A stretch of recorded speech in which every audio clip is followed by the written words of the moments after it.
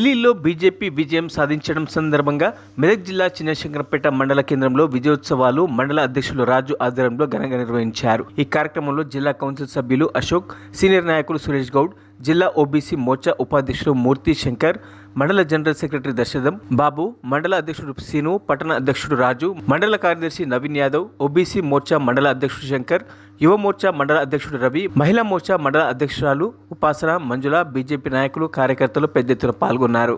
ఢిల్లీలో గెలిచిన సందర్భంగా ఈరోజు చిన్నశంకరంపేట మండలంలో మండల శాఖ ఆధ్వర్యంలో సంబరాలు అనేది నిర్వహించడం జరిగింది.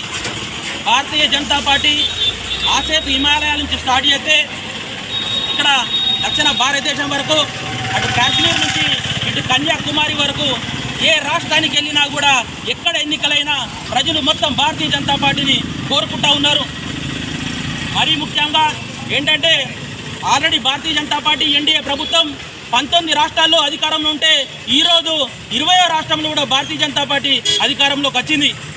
నెక్స్ట్ ఏ ఎలక్షన్ జరిగినా ఎక్కడ ఏం జరిగినా తప్పకుండా భారతీయ జనతా పార్టీ అఖండ మెజార్టీతో విజయం సాధించబోతుంది.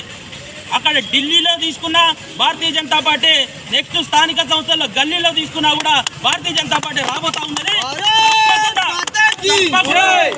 స్థానిక సంస్థల్లో కూడా భారతీయ జనతా పార్టీ జెండా తప్పకుండా ఎగరవేస్తాం.